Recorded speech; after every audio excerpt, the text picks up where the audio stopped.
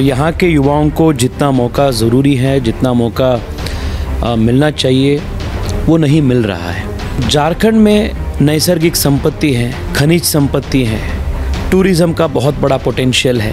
Congress party के पास नेता नहीं है, मेहनत करने वाले कल्चर नहीं है। पिछले 10 साल में झारखंड को मोदी जी के नेतृत्व में बहुत ज़्यादा उपलब्धि मिला है। फर्स्ट टाइम मुद्रा योजना के अंदर 40 लाख से ज़्यादा मुद्रा योजना के अंदर फर्स्ट टाइम लोन मिला है। 4 तारीख को जब परिणाम आएगी, भारतीय जनता पार्टी 400 पार क्रॉस होगी। We will form a historic government under Modi जी's लीडरशिप। नमस्कार, मैं लिजा सिंह और आप देख रहे हैं टीवी 45। बीजेपी राष्ट्रीय युवा अध्यक्ष लगातार जिस तरीके से अपनी बेबाकी के लिए जाने जाते हैं और ऐसे में आज उनका झारखंड आगमन हुआ है, लोकसभा चुनाव है।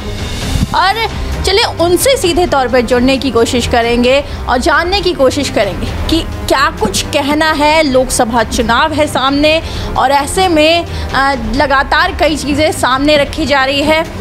अगर बात की जाए जिस तरीके से तेजस्वी सूर्य लगातार अपनी बातों को सामने रखते हैं, बेबाक अंदाज है और कई चीज़ें दिखाई पड़ती हैं। इन्हें सनातन का पोस्टर बॉय तक कहा जा रहा है। योगी के बाद ये तमाम चीज़ें फ़िलहाल दिखाई पड़ती है। तो ऐसे में कई अहम मुद्दे हैं।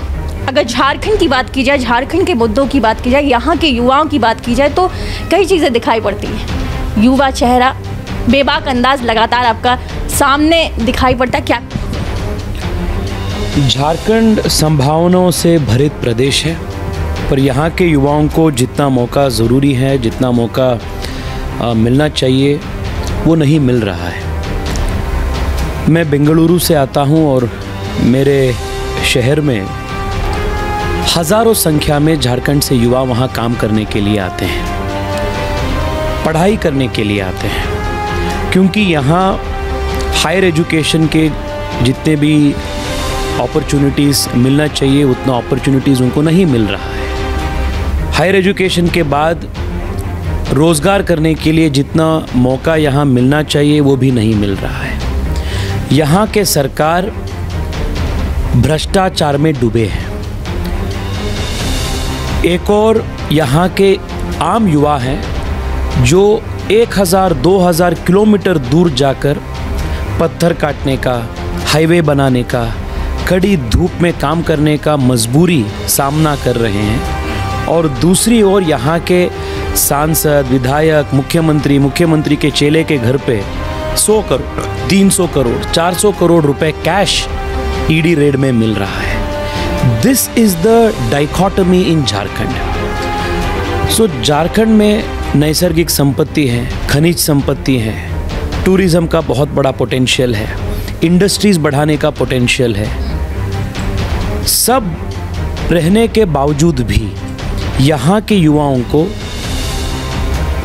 The opportunities that they deserve वो नहीं मिल रहा है। और एक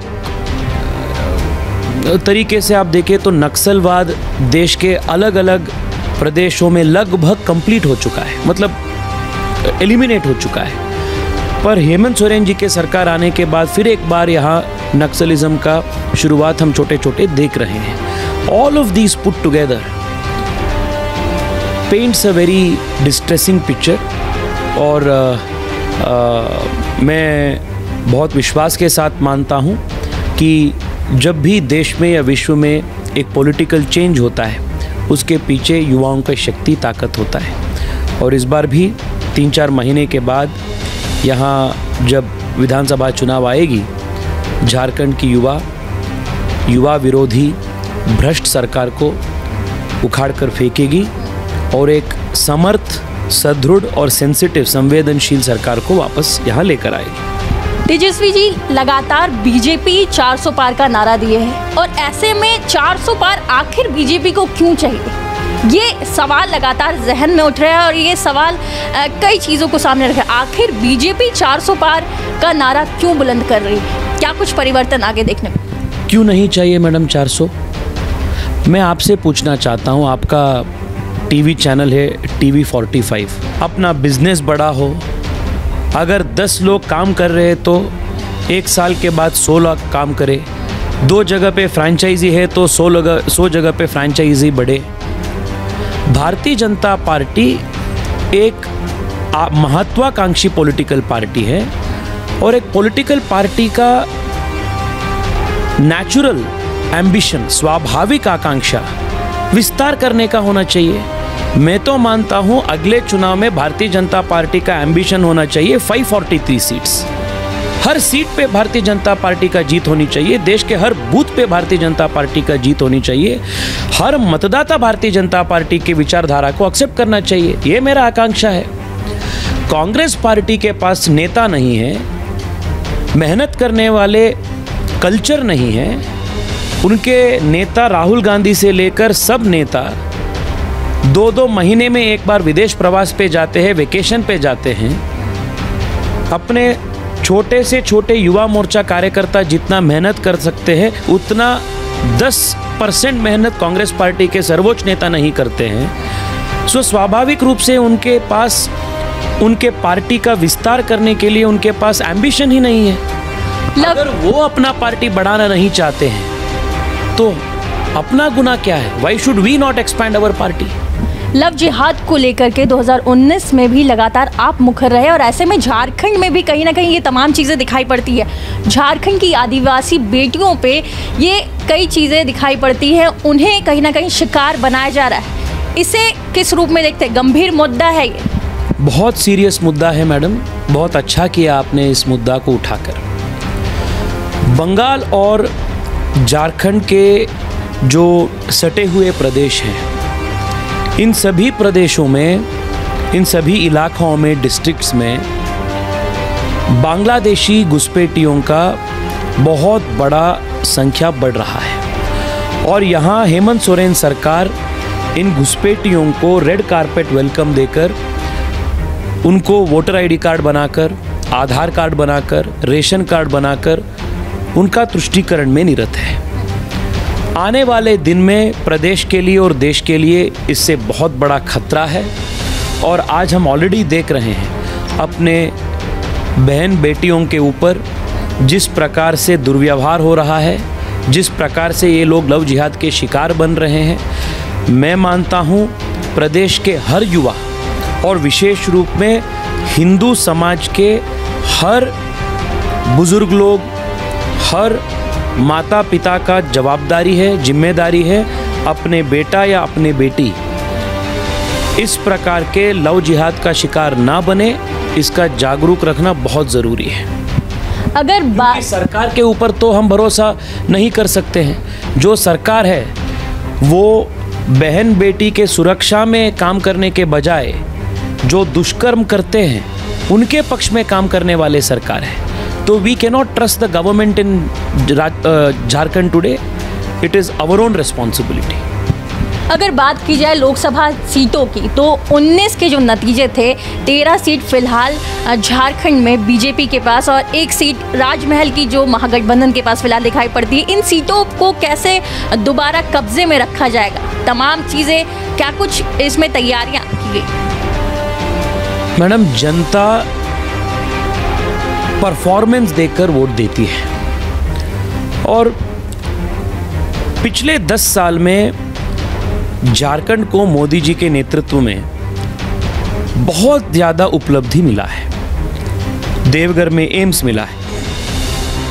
हजारों संख्या में आज गरीब लोग, बुजुर्ग लोग वहाँ इलाज मुफ्त में और बहुत सस्ते दाम में एम्स में उनका ट्रीटमेंट हो रहा है। लगभग 56 रेलवे स्टेशंस का रीडेवलपमेंट पूरे प्रदेश में हो रहा है अमृत भारत स्कीम के अंदर। कई सारे नए नए एकलव्य विद्यालय खोले गए हैं अपने ट्राइबल बच्चों के शिक्षा के लिए। झारखंड के गरीब के लिए, क्योंकि यहाँ बहुत बड़े संख्या में आदिवासी है, गरीब जनता है, उनके भलाई के लिए 1,30,00,000 से ज़्यादा लोगों के पास आयुष्मान भारत कार्ड है और लाखों संख्या में लोग फ्री इलाज आयुष्मान भारत के तहत ले चुके हैं। आपने 10 साल की बात की, एक सवाल ज़रा लेने दीजिएगा क्योंकि वक्त कम है लगातार। आज अगर बात की जाए, प्रियंका गांधी का भी राजधानी रांची में एक कार्यक्रम रहा। उन्होंने अभिभाषण में एक आरोप लगाया है कि 10 साल में मोदी सरकार ने बस बीजेपी को कहीं ना कहीं अमीर बना है और जनता को लूटा है। इसे किस रूप में देख रहे हैं? मैडम, आप मीडिया वालों का प्रॉब्लम ये है कि जब हम बताना चाहते हैं कि क्या क्या काम हुए हैं, गरीब कल्याण क्या हुआ है, गरीब विकास क्या हुआ है, आप हमें टोक देते हैं बीच में। प्रियंका गांधी जी अगर ज़मीन से जुड़ी हुई नेत्री हैं तो उनको पता चलता है कि आज देश में 25 करोड़ से ज़्यादा लोग आज गरीबी से बाहर आए हैं। और ये ऐसे नहीं आए क्योंकि भारतीय जनता पार्टी कुछ मैजिक वॉन्ड से या मंत्र दंड इस्तेमाल करके हम गरीबी से इनको बाहर लेकर आए हैं। लगभग 60-65 ईयर्स तक कांग्रेस पार्टी ने राज किए, प्रियंका गांधी के फैमिली ने राज की। देश के लगभग 50% लोगों के पास बैंक अकाउंट तक नहीं था। मोदी जी प्रधानमंत्री बनने के बाद पहली बार देश के 50 करोड़ से ज़्यादा लोगों के पास बैंक अकाउंट, फर्स्ट टाइम उनके बैंक अकाउंट ओपनिंग हो गया। देश निर्माण का बात छोड़िए मैडम, प्रियंका वाड्रा जी से पूछिए, 60 ईयर्स इन लोगों ने सत्ता में थी, टॉयलेट निर्माण तक नहीं किए। नरेंद्र मोदी जी प्रधानमंत्री बनने के बाद 11 करोड़ टॉयलेट शौचालय का निर्माण देश में हुआ है। 10 करोड़ से ज़्यादा गरीब महिलाओं को पहली बार एलपीजी कनेक्शन मिला है। 43 लाख महिलाओं को फर्स्ट टाइम मुद्रा योजना के अंदर 40 लाख से ज़्यादा मुद्रा योजना के अंदर फर्स्ट टाइम लोन मिला है। आप मुझे बताइए, आप वरिष्ठ पत्रकार हैं, क्या कांग्रेस के ज़माने में एसबीआई से, कैनरा बैंक से, स्टेट बैंक ऑफ इंडिया से, ऐसे बड़े बड़े नेशनलाइज्ड बैंक से रेड पटरी वालों को, गरीब को क्या बैंक लोन मिलता था? सवाल, आज देश में 35 लाख से ज़्यादा रेड पटरी वाले हैं जिनको फर्स्ट टाइम लोन मिला है। मतलब आज बैंक के दरवाज़ा पहली बार देश में गरीब को खुला हुआ है। So this is the difference that BJP has brought in the lives of the poor. एक सवाल लेना चाहूँगी, लगातार आपको सनातन धर्म का पोस्टर बॉय कहा जाता है। आपके सोशल मीडिया अकाउंट में भी कई चीज़ें दिखाई पड़ती है, धर्म को लेकर के तमाम चीज़ें, प्रार्थनाएं लगातार नज़र आती है। और ऐसे में कहीं ना कहीं आपको योगी आदित्यनाथ के बाद अब पोस्टर बॉय के रूप में देखा जा रहा है। इसे किस रूप में ले रहे हैं? मैडम, योगी आदित्यनाथ जी तो सब बहुत बड़े नेता है। मैं पार्टी का बहुत सामान्य कार्यकर्ता हूँ, युवा मोर्चा का कार्यकर्ता हूँ, पर मैं एक धार्मिक हिंदू परिवार में जन्मे हूँ और पूजा पाठ में, हिंदू पद्धति में, अपने संस्कृति में मेरा बहुत बड़ा बिलीफ है। आचार विचार में मेरा अपना हिंदू सभ्यता में मेरा गौरव है। मैं चुनाव के लिए राहुल गांधी जी जैसे जब वो उत्तर प्रदेश आते हैं तब वो जनेऊधारी हिंदू बन जाते हैं, जब वो वायनाड जाते हैं तब वो नमाज़ पढ़ना शुरू करते हैं, जब वो तमिलनाडु जाते हैं तब वो क्रिश्चियन कॉलेज में जाकर संडे मास में वो क्रिश्चियन पास्टर्स के साथ खड़े होते हैं।